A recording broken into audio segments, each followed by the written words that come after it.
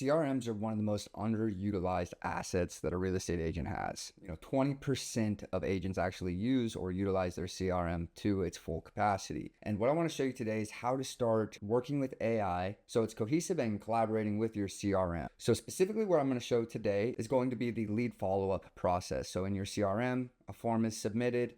What email goes out to the person who submitted the form to continue the process and keep it going? So I'm going to be using this website as an example. We're going to click on Let's Work Together, and this is the form that we're talking about. So first things first is I'm going to come in here, I'm going to grab a screenshot, and then I'm going to go back to my board and I'm going to upload the screenshot here. Now all of these are going to be website modules. So you can click on this button and upload the URL for the website, which would just be taking this here or the homepage and bringing it into Canvas. Now this is important because instead of having to tell a chat, I'm a real estate agent in this place, I'm just giving it links to my website so it can study who I am and what I do.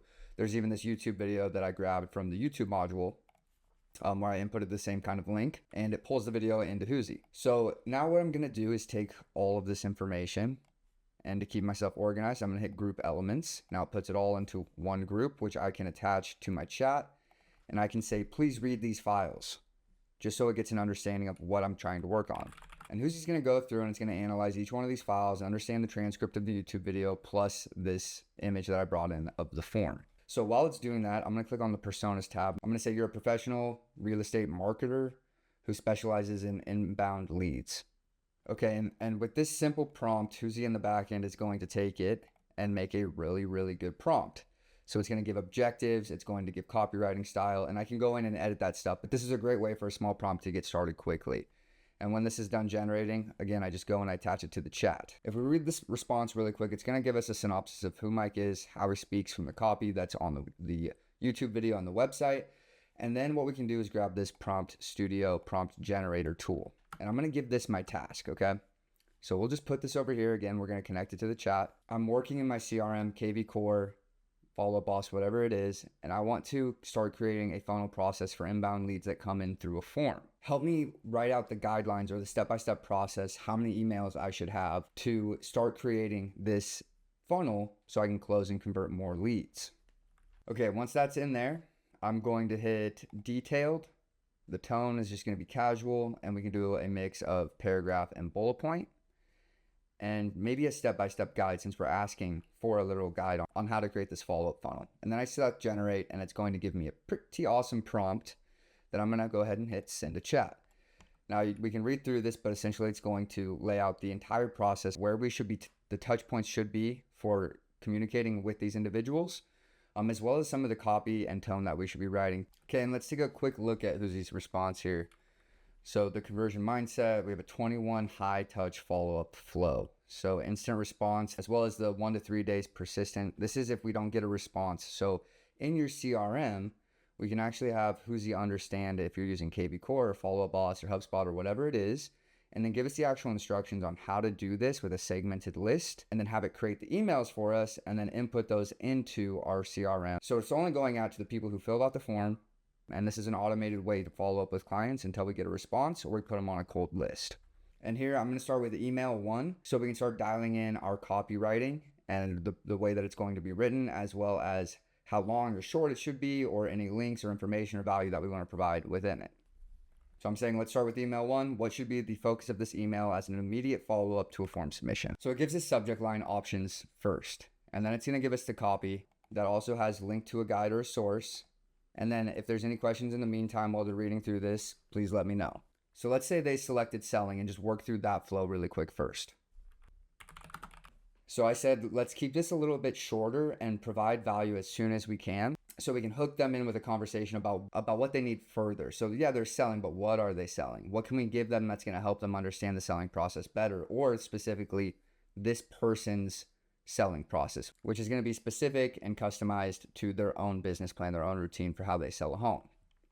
The template is going to say, hey, saw you're interested in selling your house. Love to help you navigate the process. My goal is always to make the transition as seamless and as profitable for you as possible. A little bit about how they do this, and then a link to the selling guide and a resource to give them specifics on why they should choose this person to sell their home for them. Okay, now let's say they don't reply.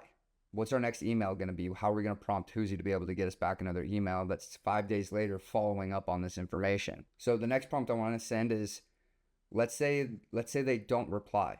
How long should I wait before I send the next email, and what should that email consist of? And as I'm doing this, you can always use the prompt generator tool and remove what you had previously said in here and add your new short prompt, and it will generate you a much more descriptive, context-filled prompt for you. Okay, so this one has new subject lines and a quick look at what's selling right now. So one to follow up, show you some activity, some market reports, why now is a good time to sell, why you should wait to sell. And this all starts developing some rapport, some trust. So if you say, hey, maybe now's not the right time to sell, but we see peak times in Boise in, July or August, so we should wait till then. But during that process, we can start creating your marketing plan.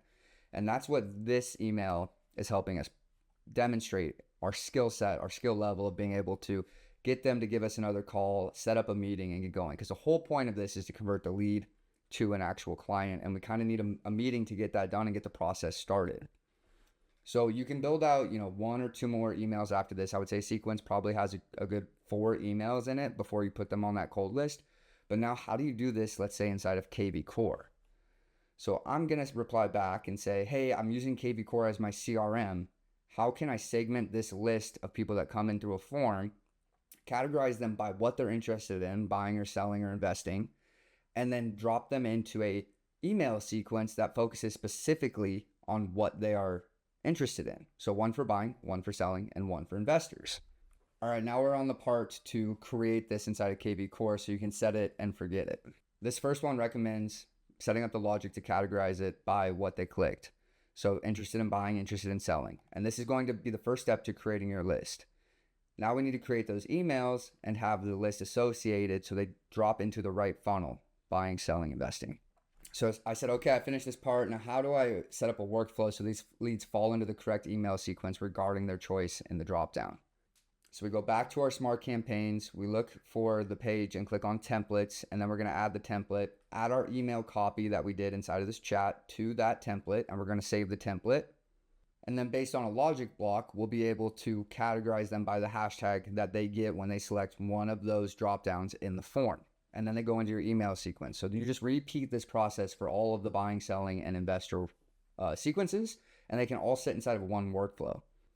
And this is the fastest way that I've found to be able to create funnels and workflows, is just using Huzi and using it for both the copywriting, giving it the entire context of the plan that we want to get done, all the way until we are submitting the actual templates and the workflows for production when that form does get filled out. Now, obviously, when somebody does reply to one of those emails, it removes them from the workflow. And then the follow-up is on you, because now you have an email back. You're going to schedule up a consultation. Maybe you'll sit down at a meeting and start the process and let them know more about your business. I hope this tutorial helped you guys understand how to use AI a little bit better so it can collaborate with a CRM and you can start utilizing that more. If you have any questions, please drop them in the comments below. Like and subscribe. And if you have other use cases you want to see, let me know. I'm happy to do more tutorials.